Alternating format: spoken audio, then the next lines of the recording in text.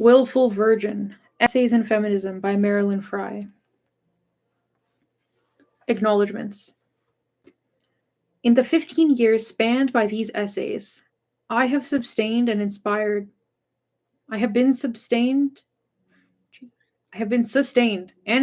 by coworkers and interlocutors in a rich and complex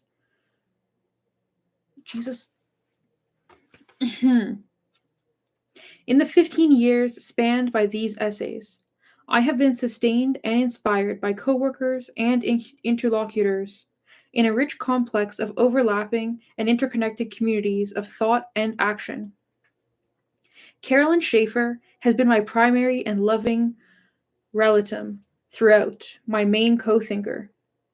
She has contributed substantial ideas and insights and has blessed me with her sturdy, reliable, and intelligent encouragement and criticism. She helps keep me grounded and helps me fly. It is a good thing for feminism that Carolyn, whose vocation is not writing, talks frequently to a writer. In the last several years, I have learned so much from Maria Lugones that I can't possibly keep track of it, about feminism, politics, friendship, and philosophy. I want to thank her for her persistence. I am grateful to Claudia Card and Sarah Lucia Hoagland for their writing and for inspiration, criticism, and support, as well as long-haul friendship. Certain other writers have also influenced my thinking in ways that cannot be acknowledged piecemeal in footnotes. I am indebted to the works of Bell Hooks, Andrea Dworkin, Mary Daly, and most recently, the Milan Women's Bookstore Collective. I am also more indebted than my footnotes indicate to the writing of Linda Alcoff, Gloria Anzaldúa, Marilyn Murphy, Catherine A. McKinnon, Julia Penelope, and Naomi Shemin. The Center for the Study of Women in Society at the University of Oregon and the Center for Advanced Feminist Studies at the University of Minnesota supported me through passages of this work, and I want especially to acknowledge the women who created these centers and keep them alive. To name only a few of them with whom I have had the pleasure of working: Joan Acker, Shirley Nelson Gardner, Ruth Ellen Bocher-Jorez, Miriam Johnson, and Toni McNairn. Finally, I must mention the women's studies students at Michigan State University and the women in my lesbian community who give me so much and are so appreciative of what I give them. Lansing, Michigan, May 1992.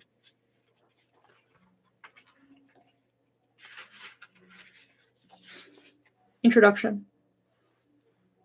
My works, like that of many feminist writers/artists/philosophers, has been a persistent project of weaving a matrix of meanings, a world of sense, a symbolic order in which I can place myself and in which I and all other women have original, not relational or derivative, positive, livable meaning.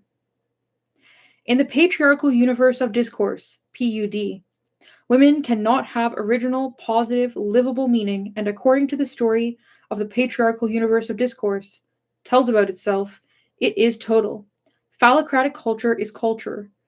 The male symbolic is meaning. PUD is the world of sense. According to PUD, this feminist project, then, is inconceivable and impossible. In my first book, The Politics of Reality, I was exposing PUD's arrogant construction of itself as exhausting all sense, and I was locating the edges, gaps, and incoherencies of that world in order to know, in a useful and articulate way, that PUD is not all the world there is, or ever could be. I am claiming the possibility of other worlds, but not yet saying much about how we will make them, how we are making them. So most of the world in politics, like italics, is responsive in general to ways in men's oppression of women, but it is not to a great extent shaped as responses to particular issues or to other feminist initiatives. In contrast, most of the writing in this new collection came into being as responses to other people's, all but one of them women's, projects or topics, or to events or problems in my various communities of identity and or work. In reviews, responses, commentaries, and writings which address topics set by others, my own analysis and world construction come through in a relatively diffuse and unsystematic way, but also in a way that reveals more of how my own life and invention respond to and are integrated and are interwoven with others' lives and inventions. And in this interaction, as one might have predicted, since the creation of meaning is a social affair, the concrete project of construction, as opposed to the analytic project of deconstruction, comes more to the fore.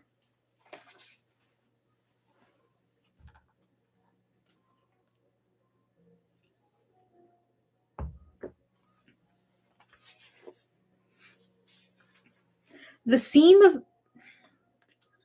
The theme of separation is conspicuous in these essays and reviews, as it was in politics. But now it is clear to me that the separation that is most significant for women is the separation of women from women, which is accomplished by the institutions and values of PUD. Most obviously, the institutions of female heterosexuality, racism, and economic stratification, but also, for example, liberal values that set male models of citizenship and participation in quote unquote the world as the standard for women. Isolated from each other and not being authors of meaning, women are all alike. That is, women are interchangeable blanks bearing meaning and distinction which originate in PUD. Our original being and our differences arise simultaneously in our collective construction of a world of sense which recognizes women. The politics of the willful virgin is separatist, as opposed to assimilationist, but it is not focused on separation. It is focused on connection, on the relations among women which sustain radical invention, on ourselves, of sense, of worlds that are not PUD. And it supposes that without differences among women, there is no relation among women. Our differences are at the core of the possibility of making such worlds.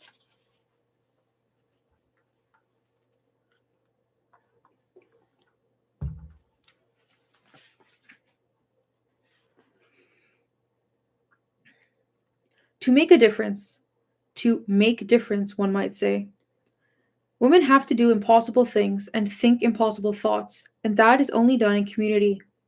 Without a community of sense, an individual cannot keep hold of her radical insight. She becomes confused. She forgets what she knew. Meanings only exist in systems of sense, in quote unquote symbolics, according to one current way of speaking. A thread of memory requires a fabric of thought to be lodged in. An individual's memory requires a collective memory to be lodged in. We call each other to creative acts of courage, imagination, and memory, but they are literally impossible without a community of women which recognizes and authorizes women's initiatives. Overtly or indirectly, all of these essays are about women in community. As US women of color and Jewish women have been saying to white women and Christian cultured women, and lesbians have been saying to non lesbians, fat women to thin women, and on, one cannot create anything new without knowing oneself well as a participant in the political and semantic order one would undermine, abandon, displace, or dismantle. I am white, middle class from birth, highly educated, Christian raised, a deviant woman. I am interested in knowing, in detail, how I enact these placements in PUD, how I practice my race and class, how my values and my way of being in the world align my energies with grand projects of domination, and what meaning all that gives to my transgressions. A theme of self knowledge, of owning one's character and competence in PUD, wherever one is positioned in it, runs through these essays in counterpoint with the theme of creating new placements in new orders.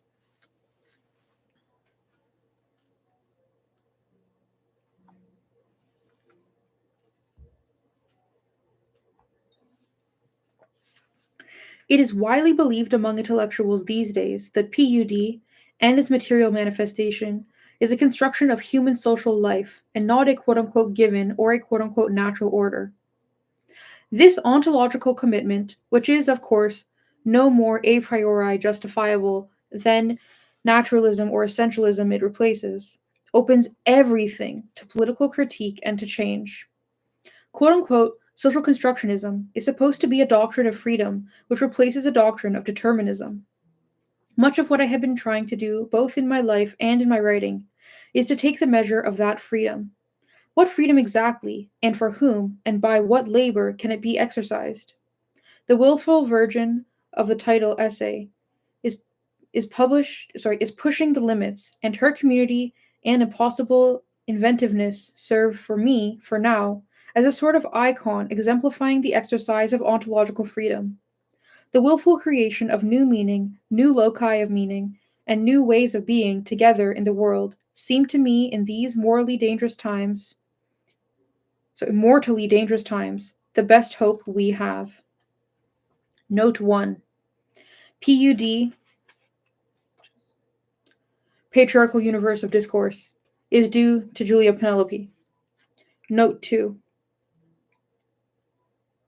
This and the subsequent paragraph reflect my reading of Sexual Difference, the Milan Women's Bookstore Collective, from Bloomington, Indiana.